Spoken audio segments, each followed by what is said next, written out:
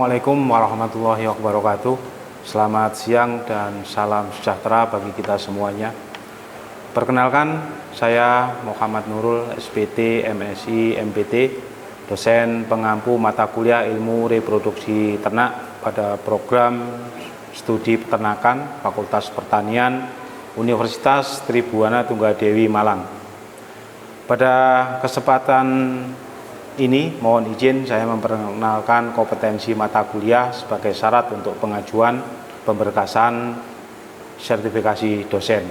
Jadi di sini deskripsi daripada mata kuliah saya itu adalah mata kuliah ini merupakan mata kuliah wajib dari peternakan dengan beban 3 SKS yang mempelajari tentang prinsip dasar dan landasan keilmuan reproduksi ternak untuk meningkatkan produktivitas daripada ternak yang difokuskan pada ruang lingkup siklus birahi. Di antaranya adalah pubertas, penanganan semen, dan struktur daripada sel telur. Ruang lingkup endokrinologi reproduksi di antaranya adalah perkawinan dan fertilisasi. Berikutnya adalah gestasi, itu adalah tentang embriologi dan kelahiran, serta gangguan reproduksi dan penyakit reproduksi. Melalui perpaduan daripada ceramah interaktif, diskusi kelompok, studi kasus, dan praktikum di lapangan. Mahasiswa dilatih untuk berpikir kritis, menganalisis permasalahan reproduksi ternak secara nyata dan terpenting maupun mendiagnosa serta memberikan solusi penanganan secara profesional. Inilah kompetensi yang akan menjadi bekal mahasiswa ketika nanti terjun langsung ke dunia peternakan.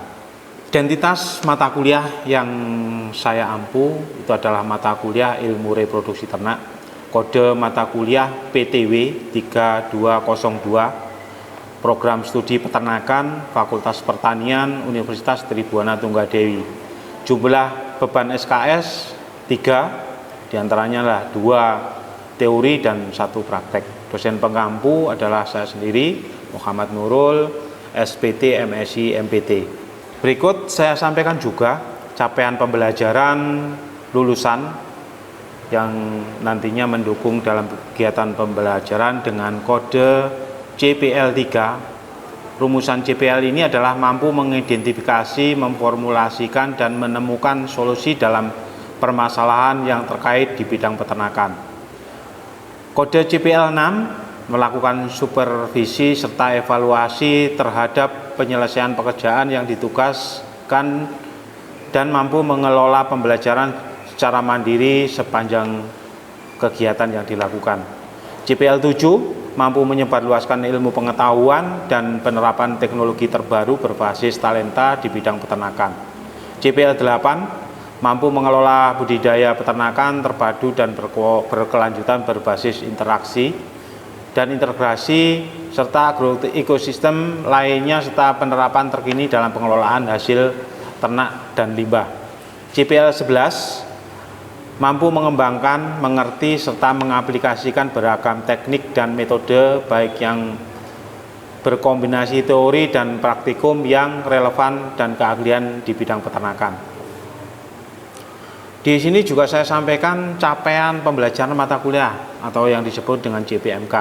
JPMK 1, mahasiswa mampu menjelaskan konsep, prinsip, ruang lingkup, serta hormon reproduksi ternak melalui kajian literatur dan diskusi kelompok, dan ketepatan dalam penjelasan minimal 75% target sesuai dengan rubrik penilaian. JPMK 2, mahasiswa mampu mengidentifikasi siklus reproduksi, diantaranya adalah pubertas, estrus, serta menjelaskan teknik penampungan dan penanganan semen ternak melalui praktikum, lapang, serta kasus dan diskusi kelompok dengan ketepatan identifikasi minimal 75% sesuai rubrik dalam penilaian juga. JPMK 3, mahasiswa mampu menjelaskan dan mendiagnosis proses kebuntingan, partus, laktasi, dan involusi pada ternak melalui praktikum, lapang, dan penyusunan laporan. dengan kelengkapan dan ketepatan laporan minimal 75% sesuai rubrik di dalam penilaian. CPMK 4, mahasiswa mampu mendiagnosis dan menyajikan solusi penanganan gangguan reproduksi pada ternak. Di antaranya adalah distosia, retensio secundinarum, prolapsus uteri, vagina, torsio uteri melalui analisis kasus dan diskusi kelompok juga. Dengan ketepatan diagnosis dan solusi minimal 75% sesuai dengan rubrik di dalam penilaian. CPMK 5, mahasiswa mampu menyiapkan, menangani dan mengelola kasus gangguan reproduksi yang berkelanjutan, seperti contohnya nymphomania, anestrus, corpus luteum persisten, hipotalamus, hipofungsi ovarium, endometritis, biometra dalam usaha peternakan melalui kajian kasus-kasus yang ada di lapangan, kemudian mempresentasikan dan diskusi kelompok dengan ketepatan penanganan minimal 75% sesuai prodik penilaian. Ya, Assalamualaikum warahmatullahi wabarakatuh. Selamat siang semuanya. Hari ini kita akan mempelajari diskusi tentang fisiologi organ reproduksi betina. Nah, itu judul daripada materi yang akan kita diskusikan pada hari ini. Kita pada mata kuliah ilmu reproduksi ternak ya, tetap seperti kemarin. Oke, sebelum kita berdiskusi untuk saya memaparkan materi, mari kita berdoa sebelum kita melaksanakan kegiatan ini. Berdoa dipersilahkan.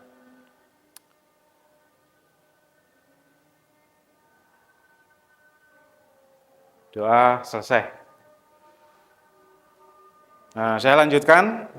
Judul materi mata kuliah saya hari ini adalah fisiologi organ reproduksi betina pada sapi. Pada umumnya organ reproduksi betina itu sama, sapi, kemudian babi, kuda, kerbau, itu sama. Organ reproduksi mulai dari belakang sampai depan itu sama semuanya, jadi tidak ada bedanya. Capaian pembelajaran yang nantinya akan kita dapatkan, misalkan nanti mahasiswa mampu untuk menjelaskan fisiologi organ-organ betina pada ternak, ruminansia kalau lebih tepatnya kayak gitu. Nah, itu yang diharapkan. Nah, di sini organ reproduksi betina itu dibagi menjadi beberapa bagian. Organ reproduksi primer atau yang disebut dengan organ utama. Organ utama ini. Jadi organ utama atau primer itu adalah ovarium. Kemudian organ saluran. Saluran itu ada vagina, kemudian serviks, uterus, ovidak, bukan oviduk, kalau bahasa ternakannya ovidak atau tuba falopi. Bagian luar itu dinamakan dengan vulva, bagian luar. Nanti di sini akan saya jelaskan satu persatu. Kemudian ada lagi yang disebut dengan kelenjar pituitari. Itu adalah hormon perangsang folikel yang namanya, ada hormon yang dinamakan dengan hormon FSH, ada yang dinamakan dengan hormon LH. Ini saling bekerja sama sehingga mengatur pertumbuhan atau siklus daripada organ reproduksi di dalam ternak tersebut bereproduksi atau berkembang biak. Nah, ini ada yang dinamakan dengan hormon FSH atau yang disebut dengan follicle stimulating hormone. Nah, kemudian ada hormon LH juga yang kepanjangan dari lutein hormone. Nah, ini bekerja satu dengan yang lain sehingga nanti ada berkembang dan terbentuk suatu organisme yang baru atau membentuk yang istilahnya gampangnya itu dia membentuk embrio, kemudian membentuk zigot, kemudian fetus dan dia beranak. Nah, itu. Terus sedikit tentang hormon ya. Kita masuk ke tadi ke beberapa yang saya pilah ya, yang saya bagi. Jadi organ reproduksi betina itu dibagi menjadi kelenjar dibagi menjadi organ utama yang disebut dengan ovarium ya. Nah, ini adalah saya ambil gambar tentang ovarium. Nah, ini ovarium ya. Jadi apa itu ovarium? Nah, ovarium itu adalah bagian daripada organ primer, organ reproduksi yang ada di ternak. Kalau pada manusia bagaimana? Sama ya. Jadi ada ovarium ini juga. Nah, fungsinya untuk apa? Ovarium itu berfungsi menghasilkan hormon. Hormonnya apa? Hormon estrogen, ya, hormon progesteron, ya. Nah itu. Jadi kalau dilihat dari tampilan gambar ini ada benjolan. Itulah yang dinamakan dengan folikel. Ya, jadi kerja daripada FSH itu adalah menghasilkan folikel ini. Nah, folikel itu adalah bakal sel telur. Nah, jadi kalau ada folikel, ada bakal sel telur, sehingga nanti folikel inilah yang nanti dibuahi oleh pejantan atau spermatozoa, sehingga menjadi individu baru. Nah, gimana dengan estrogen dan progesteron? Itu estrogen itu fungsinya adalah untuk merangsang ternak tersebut menjadi birahi atau estros. Kemudian kalau terjadi kebuntingan, progesteron ini nanti yang mempunyai fungsi mempertahankan kebuntingan. Nah, itu sehingga fastback dari estrogen dan progesteron ini saling membantu di ovarium itu namanya. Berikutnya, kalau saya gambarkan secara lengkap, jadi ovarium itu letaknya di sini. Jadi letaknya di sebelah sini, di ujung. Jadi kalau ternak, semua makhluk hidup, ovariumnya ada dua, sebelah kanan dan sebelah kiri. Nah, di dalam bahasa peternakan itu saluran-saluran ini ada bahasa sendiri, ya. Beda nanti dengan bahasa human atau bahasa manusia, organ reproduksi manusia. Nah, itu beda lagi. Nah, saluran ya, ini ada organ utama, kemudian ada saluran yang disebut dengan saluran daripada organ reproduksi, itu dimulai daripada vagina. Nah, vagina tempatnya di sini. Di sini sampai sini, ini namanya vagina. Kemudian dilanjutkan dengan serviks. Nah, ini namanya serviks. Jadi kalau di ternak ada istilah nanti kalau kita melakukan perkawinan buatan atau yang disebut dengan inseminasi buatan ya, itu ada serviks itu panjangnya hanya 5 sampai 7 cm. Nah, ini namanya serviks. Kemudian saluran dibagi lagi menjadi uterus. Ada lagi yang namanya uterus. Nah, ini uterus. Bentuknya seperti tanduk, ada dua. Di dalam bahasa peternakan itu ada bifocardio cornua uteri sebelah kanan, bifocardio uteri sebelah kiri. Nah, di situ dia akan berkembang di sini. Kalau ternaknya bunting, ini salah satunya dia akan berkembang. Jadi ternak akan mengalami implantasi atau penempelan kemudian akan mengalami pembesaran di bagian uterus. Nah, jadi uterus itu dibagi menjadi bifurcatio corona uteri, bifurcatio corona uteri kanan dan kiri, kemudian corona uteri kanan, corona uteri kanan, corona uteri kiri, ada yang disebut dengan bifurcatio atau percabangan. Nah, itu kemudian sebelum percabangan ini ada corona uteri. Ada corona uteri. Nah, itu kenapa ini saya jelaskan satu persatu sehingga nanti bila kita melakukan IB itu tahu, oh ini letak bifurcatia corona uteri, ini letak corona uteri, dan ini letak daripada ovarium. Nah, kemudian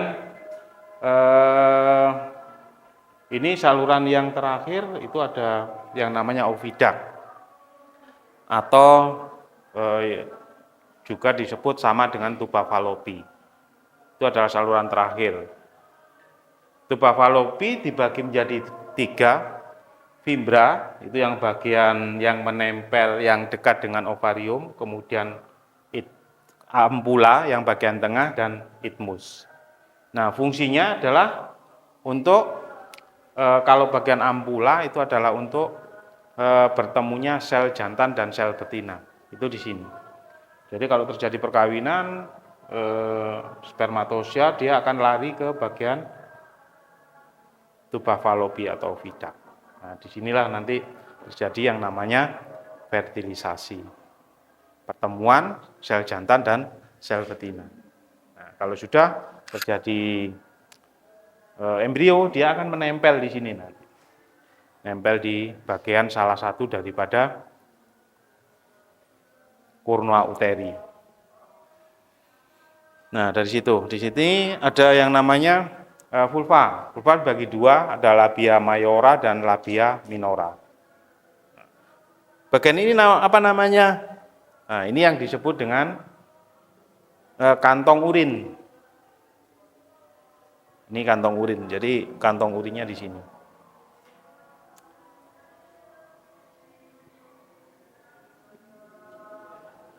Nah, itu ya, itu ada beberapa bagian-bagian tadi yang saya jelaskan secara menyeluruh. Nah, ini khusus pada bagian uterus ya. Uterus dibagi menjadi berapa tadi? Corpus uteri ya, yang bagian sini. Kemudian ada bagian bifurcatio corona uteri, kemudian corona uteri bagian kanan, corona uteri bagian kiri. Nah, itu yang dinamakan dengan uterus. Nah, mungkin sedikit saya tambahkan ya, kasus-kasus yang nantinya muncul biasanya. Ada yang kasus endometritis, ada yang dinamakan dengan kasus piometra. Atau endometritis itu disebut dengan peradangan yang ada di uterus. Nah, ini salah satu yang menyebabkan tidak terjadinya kebuntingan pada ternak. Kalau kita lihat lagi lebih dalam ya, bagian uterus, corona uteri baik sebelah kanan sebelah kiri, itu ada bagian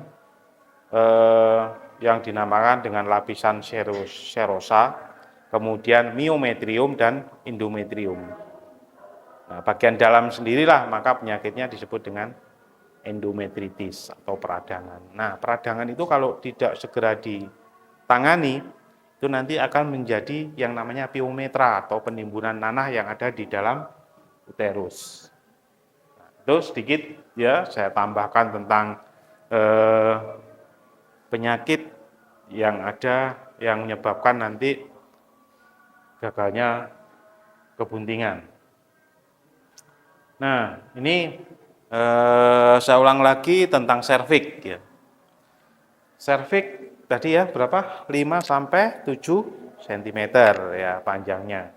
Itu serviks. Jadi kalau kita raba itu serviks ya, yang namanya palpasi, kita masukkan tangan ke dalam organ ya pada saat kita melakukan IB, itu kita bisa deteksi, oh ini serviks. Nah, gitu. Jadi kalau serviks itu yang nama dibagi lagi menjadi pintu serviks yang namanya bifocardio cornua bagian dexter dan bifocardio cornua bagian dalam atau internal. Ada dinamakan dengan cincin serviks. Cincin serviks itu disebut dengan sphincter cervicalis. Jadi ada 3 cincin serviks yang nantinya membantu untuk fungsinya adalah untuk menutup. Nah, menutup pada bagian serviks untuk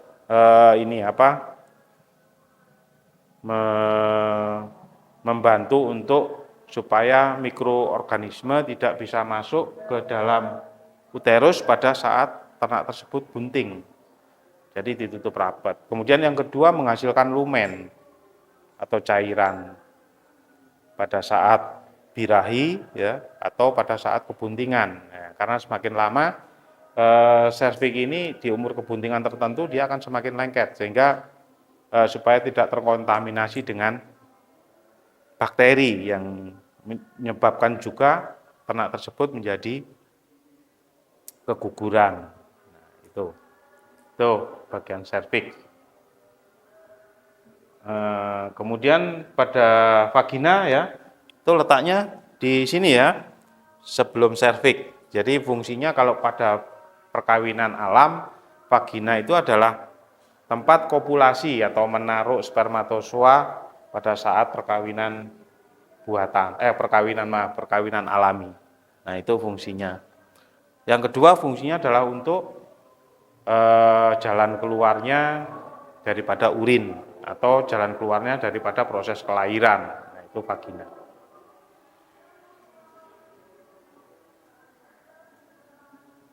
Nah, kemudian ada bagian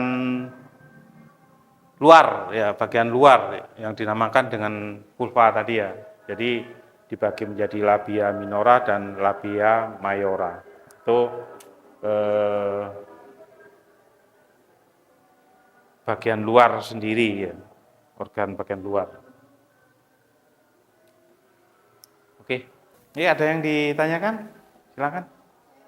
Ya. Tadi pada saat Bapak menjelaskan di bagian kelenjar hipotalamus, saya ingin bertanya Pak, untuk letak dari kelenjar hipotalamus itu sendiri di mana? Oke. Baik ya, bagus sekali untuk ini pertanyaan. Jadi kelenjar hipotalamus. Ya. Jadi kelenjar hipotalamus itu letaknya berada di belakang otak, ya, di belakang otak. Jadi fungsinya adalah untuk dia sangat penting sekali untuk mengontrol daripada organ reproduksi tadi. Misalkan pada fase pubertas, ya. Apa itu pubertas? Lebih tepatnya gimana? Pubertas. Ada pubertas. Ya kan kalau kalian puber, ya gitu. Apa?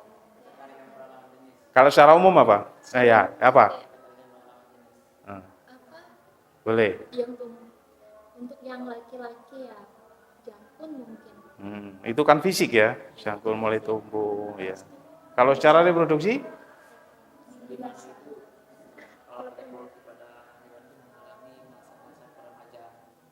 Masa-masa remaja gitu. Nah, lebih tepatnya apa? Dia akan mengontrol daripada aktivitas reproduksi makhluk hidup. Ya, berarti kan seluruhnya bisa, manusia juga bisa gitu. Oh, puber. Dia mulai tertarik kepada lawan jenis, ya, ngerti kepada lawan jenis. Nah, itu mulai puber gitu kan? Ya, logiknya kan gitu. Kemudian ada yang namanya dewasa kelamin, dewasa tubuh. Ya. Kalau dewasa kelamin itu adalah ternak yang sudah bisa menghasilkan kelenjar sel jantan dan betina, tapi belum mampu untuk dibuahi. Kalau dewasa kelamin berarti ternak tersebut sudah bisa menghasilkan sel jantan betina dan sel jantan ya, itu sudah mampu untuk dibuahi. Nah, kalau pada sapi itu pertama kali dikawinkan pada umur 15 sampai 16 bulan. Itu kalau pada sapi. Jadi kita tahu nanti sapi itu kapan sih mulai kawin. Dikontrol oleh apa, tempatnya di apa, gitu. Ya. Gitu ya. Ya, oke. Cukup sekian ya untuk pertemuan hari ini. Sebelumnya sebelum kita meninggalkan kelas, mari kita berdoa dahulu sebagai penutup untuk perkuliahan pada siang hari ini. Saya persilakan untuk berdoa menurut agama dan keyakinan lain masing-masing. Doa kita mulai.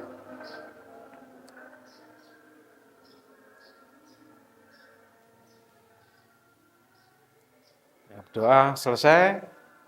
Terima kasih kalian telah hadir pada perkuliahan saya pada hari ini. Saya ucapkan Assalamualaikum warahmatullahi wabarakatuh. Selamat siang semuanya.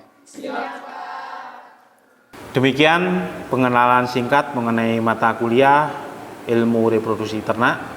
Besar harapan dari kami mata kuliah ini dapat menjadi bekal ilmu yang bermanfaat bagi mahasiswa, tidak hanya untuk kepentingan akademik, tetapi juga untuk mendukung profesionalisme di dunia peternakan yang berkelanjutan. Terima kasih. Assalamualaikum warahmatullahi wabarakatuh. Selamat siang.